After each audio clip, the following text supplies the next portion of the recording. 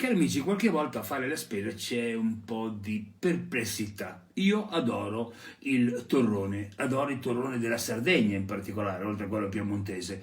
Allora, mia moglie ha comprato in un supermercato di Domodossola il noce miele torrone di Tonara, torroneficio Tore, il cuore dolce della Sardegna. Molto buono, niente da dire, però poi nell'involucro vai a leggere l'otto numero fa dei tali, noci origine extra UE, quindi neanche in Europa, verranno dalla California magari, e poi miele origini UE e Sardegna.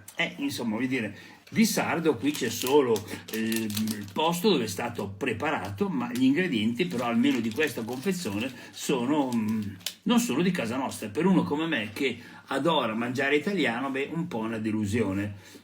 Lo stesso produttore però per fortuna fa per Terre d'Italia il torrone di Sardegna con mandorle e miele di origine italiana. La confezione è più o meno la stessa, l'indicazione della scadenza anche 11 settembre 2025, però le indicazioni di ingredienti stranieri ovviamente non ci sono. Non ci sono le indicazioni perché non ci sono neanche ingredienti stranieri e quindi anche qua mangio italiano, o meglio mangio sardo, il torrone che io adoro. In bocca alle barelle a tutti.